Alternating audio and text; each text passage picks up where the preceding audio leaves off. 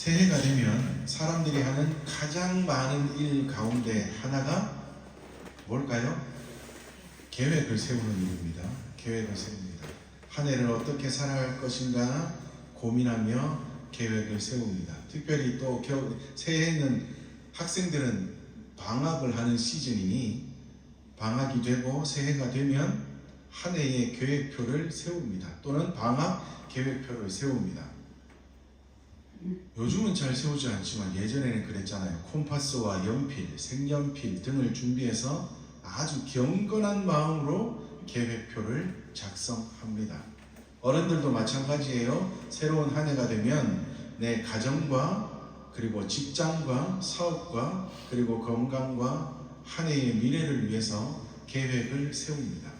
이렇게 계획을 세우는 일은 누구만 할 수 있는 것일까요? 우리 사람들만 할 수 있는 거예요. 사람들만이 할 수 있는 특별한 행동입니다.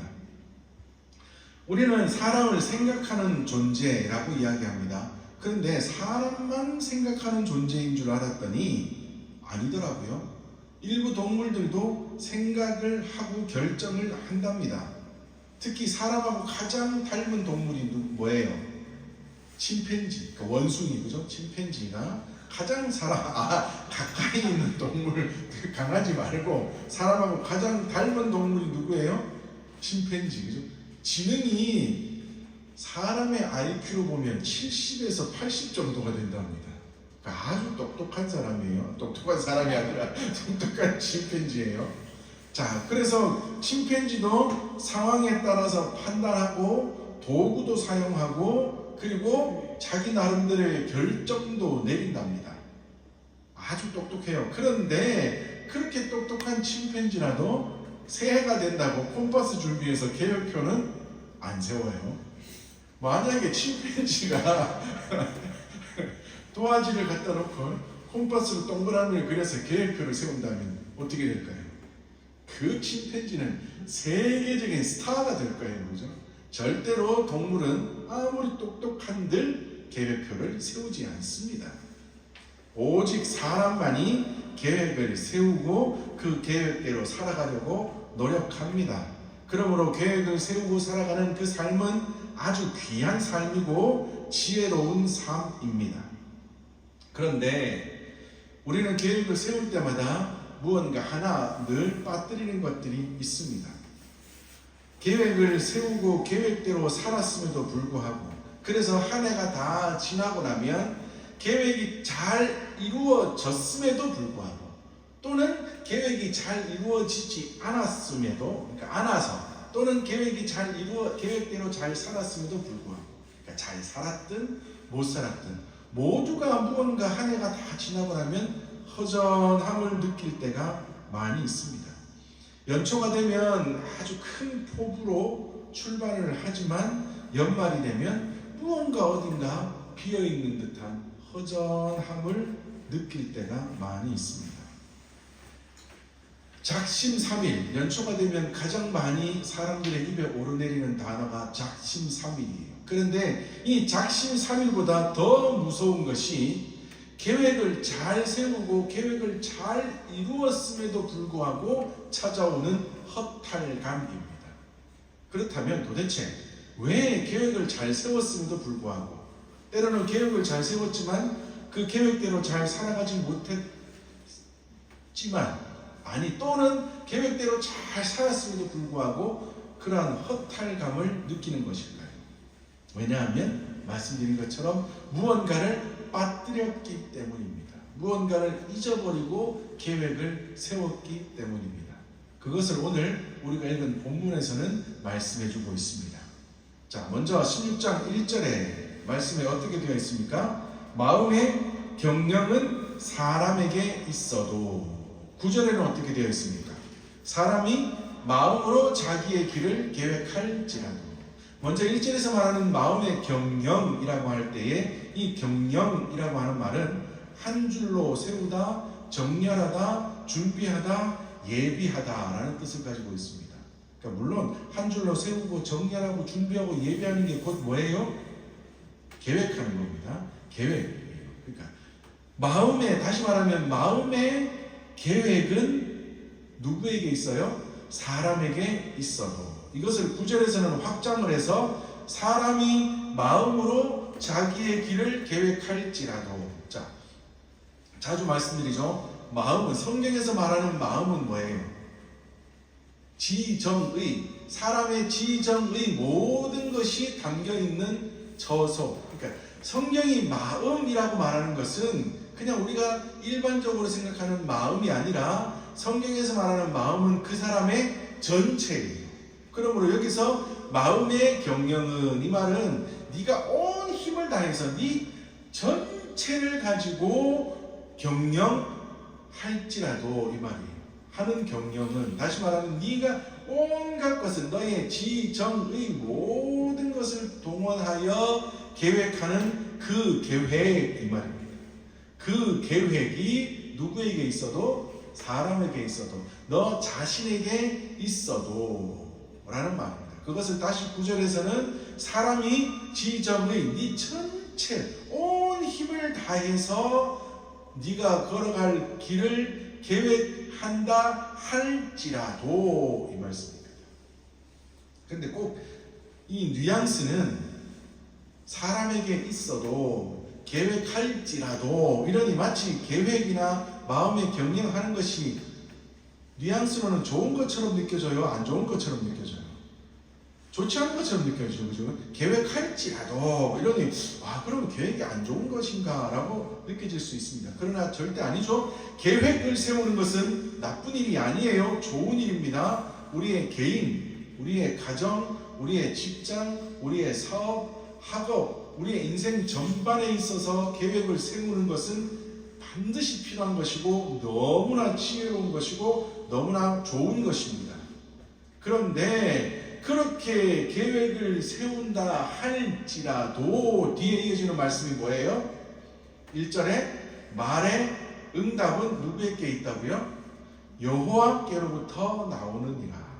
다시 9절에는 그 걸음을 인도하시는 이는 누구라고요? 여호와 신이라 라고 말씀하고 있습니다. 자, 다시 말하면 그 계획의 응답은 누구에게 있다고요? 경영하는 것, 계획하는 것의 응답은 누구에게 있다고요?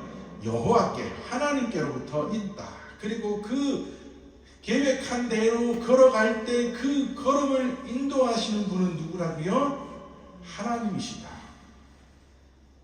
다시 말하면 계획을 승인하시는 분, 허락하시는 분은 하나님이시다.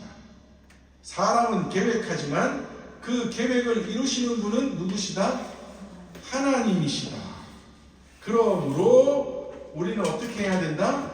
모든 것을 하나님께 맡기고 살아가야 한다라는 것을 오늘 본문에서 우리에게 말씀해 주고 있습니다. 이것을 우리는 놓치고 살아간다고요. 계획을 세우는 데 있어서 그것을 하나님이 허락해 주셔야 우리가 그렇게 살아갈 수 있고, 그리고 우리가 계획한 그 길을 하나님께서 한 걸음 한 걸음 어떻게 하신다고요? 인도해 주신다. 그러므로 우리는 그 하나님을 의지하여 계획하고 하나님을 의지하여 살아가야 한다는 것, 이것을 우리는 잊어버리고 살아간다는 겁니다. 그렇다면 하나님이 기뻐하시는 삶, 하나님이 기뻐하시는 계획은 무엇인가? 첫 번째로 하나님의 뜻에, 하나님의 소견에 맞는 계획을 세우는 것입니다. 사람은요, 자신이 세운 계획이 언제나 옳다라고 생각합니다. 그것은 오늘 본문에도 말하기를 사람의 행위가 뭐라고요?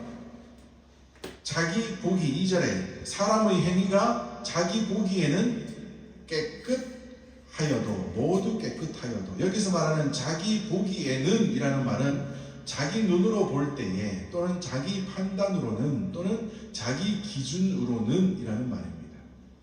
우리는 생각할 때 늘 내 생각이 맞고 내 판단이 옳고 내 계획이 가장 합리적이라고 여깁니다.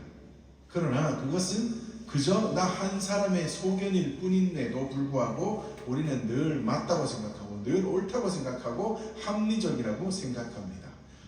성경에서 그렇게 살았던 사람들을 찾으라면 대표적인 인물들이 출애굽 이후의 이스라엘 백성들의 모습일 것입니다. 그들은 얼마나 자기의 마음대로 살았으면 사사기 17장 6절에 그때에는 이스라엘에 왕이 없었으므로 사람마다 자기 소견에 옳은 대로 행하였더라 라고 말씀하더라고요. 그러니까 왕이 없었다. 이스라엘 가운데 왕이 없었다. 그런데 진짜는 이스라엘 가운데 왕이 있었습니까? 없었습니까? 있었어요. 그들이 원하는 왕은 누구였다고요? 사람 왕. 자기들 눈에 보여서 자기들을 인도할 뚜렷한 눈에 보이는 왕을 원했지만 이스라엘에는 진짜 왕이 이미 계셨어요. 누구요? 하나님이 그들의 왕으로 이미 계셨음에도 불구하고 자기들을 이끌어갈 눈에 보이는 왕이 없다고 해서 그들이 어떻게 살았다고요? 각자 소견에 옳은 대로, 그러니까 각자 생각하고 각자 결정하는 대로 살았답니다. 그래서 그들이 어떻게 되었습니까? 그들 앞에 다가오는 것은 혼란과 하나님의 진노하심과 외적의 침략뿐이었습니다.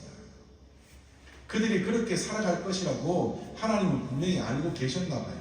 이미 신명기 12장 8절 말씀에 이렇게 말씀하셨어요. 우리가 오늘 여기에서는 각기 소견대로 하였거니와 너희가 거기에서는 그렇게 하지 말지니라. 얘들아, 너희들이 이 광야 가운데서는 너희들 마음대로 하고 살아가고 있지 않느냐? 너희들 뜻대로 살아가고 있지 않느냐?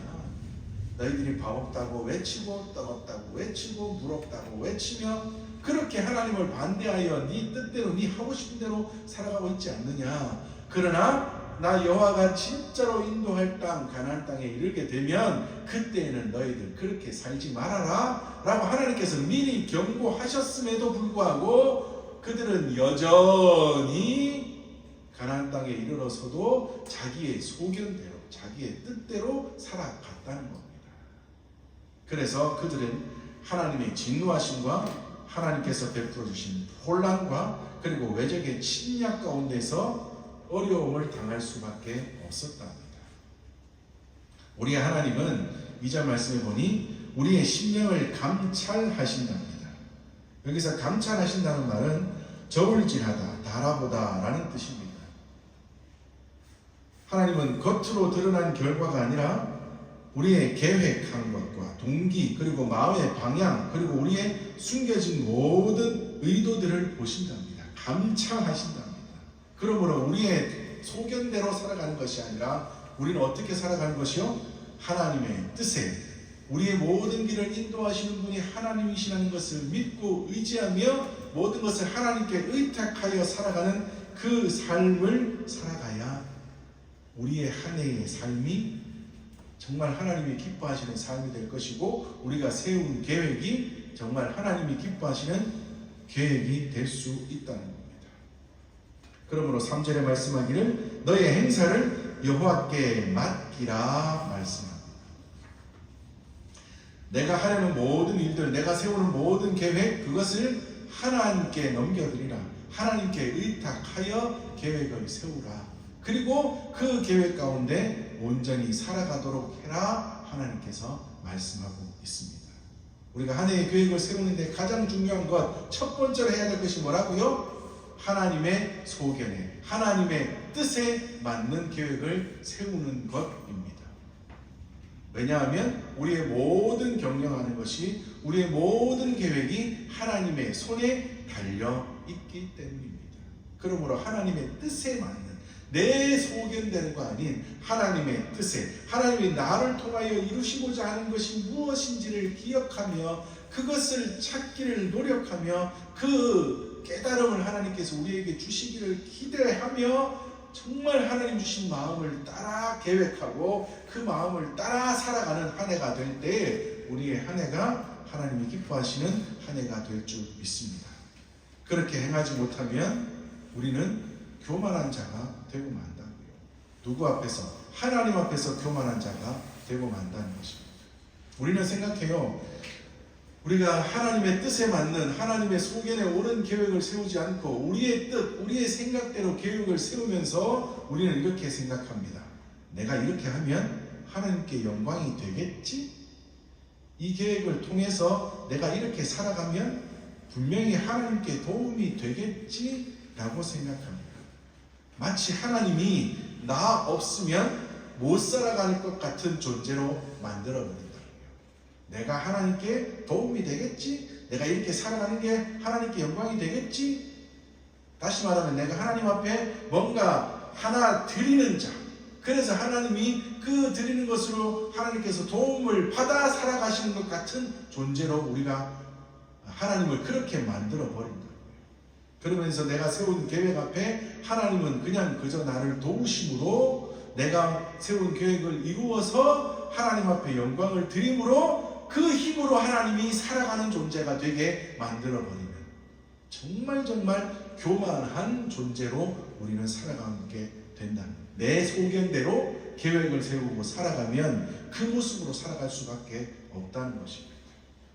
그러나 그것은 하나님께서 분명히 미워하신다 말씀하고 있습니다. 오늘 우리가 읽은 본문 5절 말씀을 보니 무릇 마음이 교만한 자를 여호와께서 미워하시나니 라고 말합니다. 여기서 말하는 미워하신다라는 말은 가증스럽게 여기고 받아들일 수 없다라는 뜻이랍니다. 이 단어는요, 주로 성경에서 우상 숭배하는 자들을 하나님께서 미워하신다라고 하실 때 사용되는 단어예요.